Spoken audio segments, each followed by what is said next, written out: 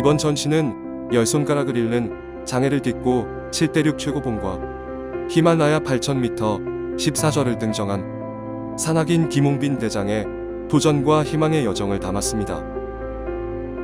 김홍빈 대장이 사용했던 장비와 등반 기록을 통해 고난 속에서도 흔들리지 않았던 그의 열정을 느끼고 그의 성취가 가족, 동료, 그리고 지인들과 함께 나누었던 희망임을 되새기며 함께하는 도전과 나눔의 가치를 전하고자 합니다.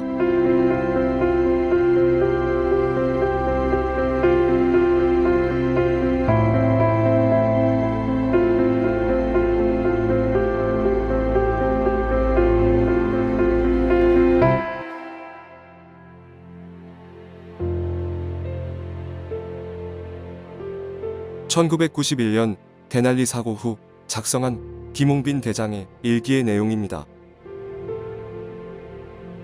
사고를 당한 사람들은 산에 다니지 않는다. 왜 그러는지 모르겠다. 앞으로도 많은 사고들이 있을 것이다. 현실에 적응하고 살아가는 방법을 가르쳐주는 것도 사고를 먼저 당한 사람들이 할 일이라고 생각된다.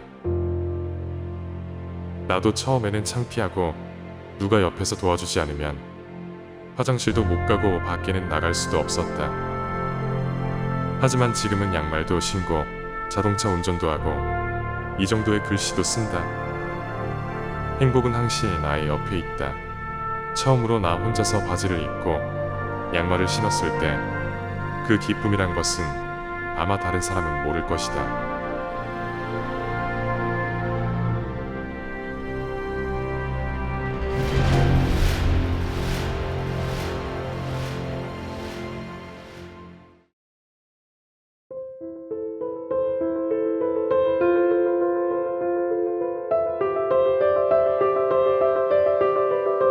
김홍빈 대장과 산의 인연은 대학 산악부 활동을 기반으로 시작되었습니다. 암벽과 빙벽 등반에 매료된 후 산에서는 완벽주의자이자 철저한 원칙주의자로 후배들의 실수를 엄격히 다루며 등반에 대한 열정을 보여주었습니다. 일상에서도 등반 훈련을 게을리하지 않았습니다. 1989년부터 해외 고산 원정에 참여한 그는 1991년 대날리 단독 등반 중 고소부적응과 탈진으로 조난을 당해 10손가락을 절단하게 되었습니다. 여러 차례 수술 후 한국으로 돌아온 김홍빈 대장은 절망 속에서도 산에 대한 열정을 놓지 않았고 다양한 직업을 거치며 사회로 돌아오기 위해 노력했습니다. 그러던 중 1997년 IMF 시기에 자신이 가장 잘할 수 있는 일을 찾아 7대륙 최고봉 등반을 목표로 삼으며 새로운 도전을 시작했습니다.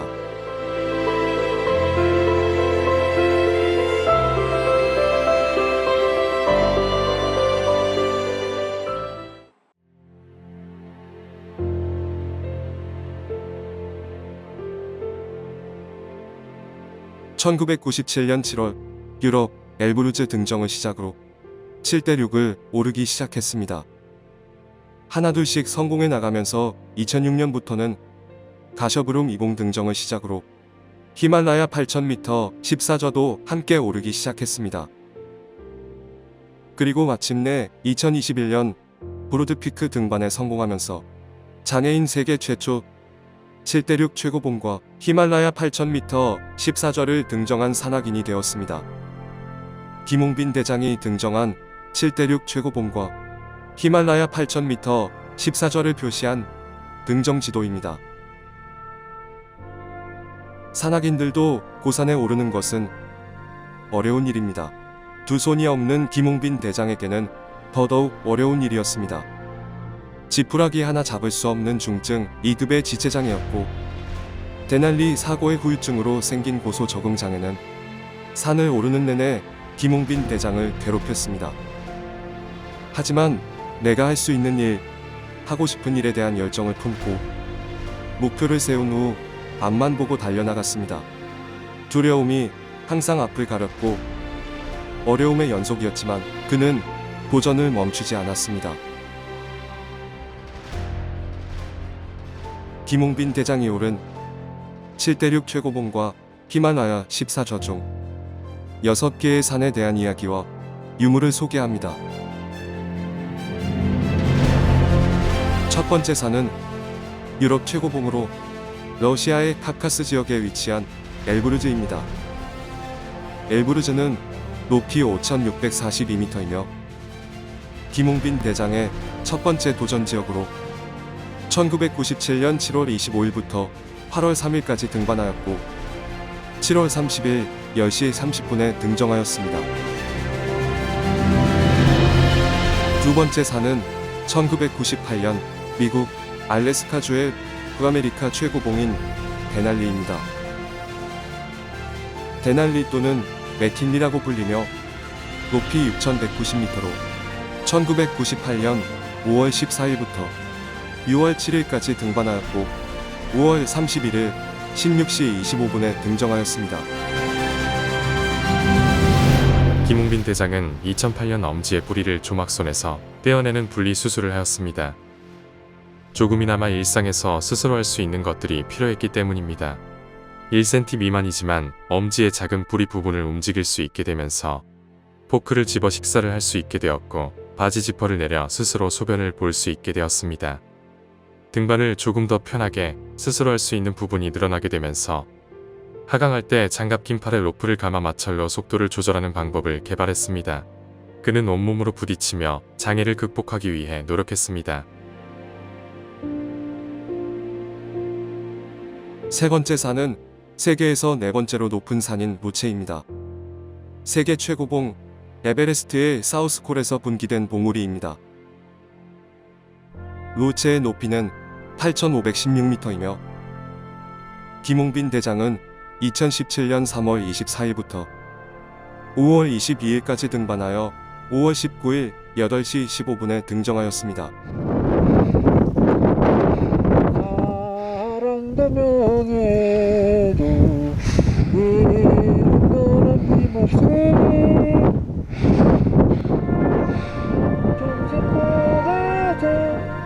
네 번째 산은 히말라야 산맥 끝에 위치하며 세계에서 9번째로 높은 산인 난가파르바트입니다.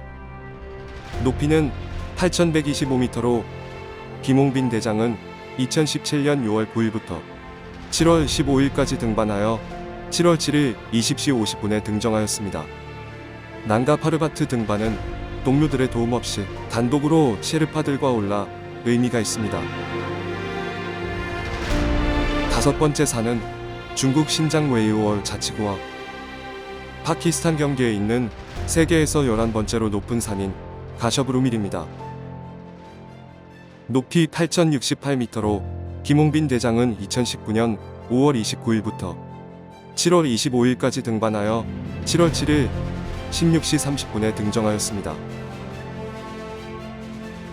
고산에 한번 오르기 위해서는 많은 돈과 물품, 도움을 주는 사람들 등 많은 준비가 필요합니다. 그런데 준비를 철저히 한다고 해서 무조건 등정에 성공하는 것은 아닙니다. 철저한 자기관리와 컨디션 체크, 팀워크, 날씨, 안전, 그리고 산의 여신이 주는 행운의 타이밍까지 모든 것이 갖춰져야 등정이라는 타이틀을 갖게 됩니다. 김홍빈 대장은 목표 달성을 위해 세계에서 가장 높은 산인 에베레스트는 2번 실패했고 세 번째인 2007년에 성공했습니다. 로츠 또한 세 번째 도전에 성공했고 K2는 두 번째 도전에 등정을 성공했습니다. 마지막 산은 중국과 파키스탄의 국경지대에 위치한 세계에서 12번째로 높은 산인 브로드 피크입니다.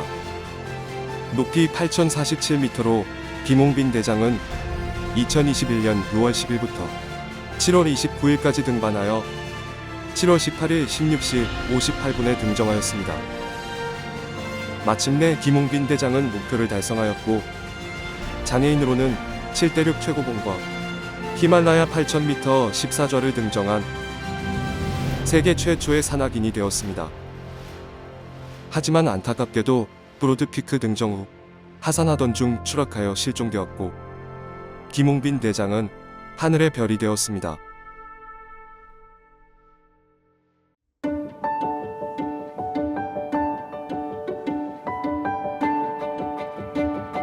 김웅빈 대장은 장애인 세계 최초 7대륙 최고봉과 히말라야 8,000m 14좌를 등정한 산악인이 되었습니다. 하지만 이 업적은 혼자 이룬 것이 아닙니다. 사고 후 다시 일어서기까지 혼자서는 불가능했습니다. 미국에서 수술을 받고 회복하는 순간에도 병원 관계자들과 알래스카 교민들이 그를 도왔고, 한국에 돌아와서 적응할 때에도 가족과 산악단체, 학교 선후배들이 그의 곁에 있었습니다. 특히 산에 다시 오르고자 했을 때 동료들은 그의 등반길에 기꺼이 함께했고, 하나밖에 없는 산악 장비도 제작해 주었습니다. 산악인 조병래는 양손을 사용할 수 없는 그를 위해 아이스바이를 팔에 끼워서 사용할 수 있도록 장비를 제작해 주었습니다. 그리고 로프를 오르내릴 때 필요한 장비인 은강기를 혼자서 사용할 수 있도록 고리를 달아 보조장치를 끼울 수 있도록 하였습니다.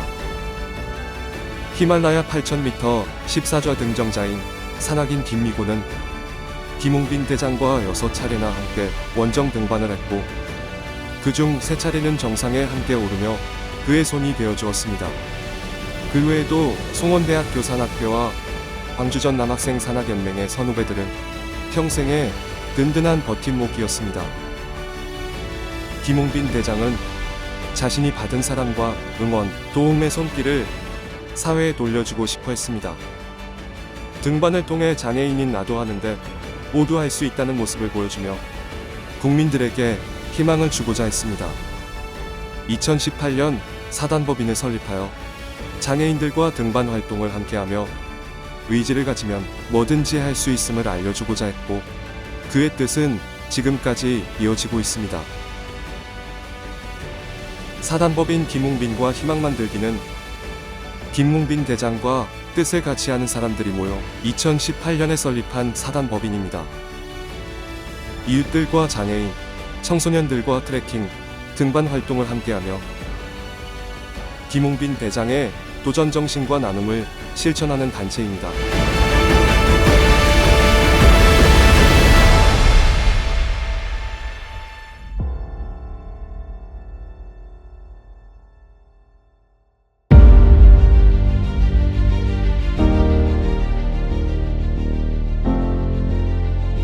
김웅빈 대장은 대학 산악부 시절부터 히말라야 14좌를 오르겠다는 큰 꿈을 품고 있었습니다.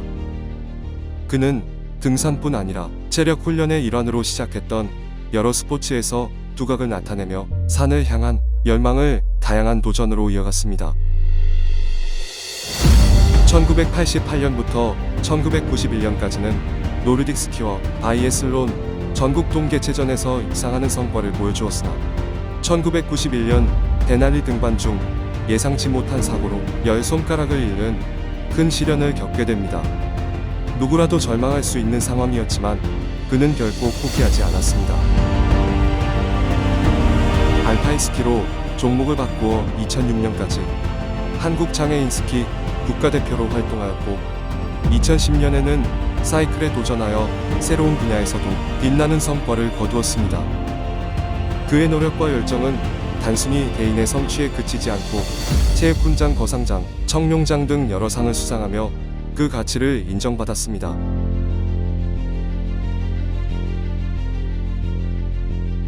이터널 메모리는 김웅빈 대장이 남긴 끝없는 도전과 성취의 흔적을 되새기기 위해 준비한 공간입니다. 그의 여정은 그 자체로 많은 이들에게 깊은 울림을 주었으며, 그의 이름은 영원히 우리 기억 속에서 희망의 상징으로 자리할 것입니다.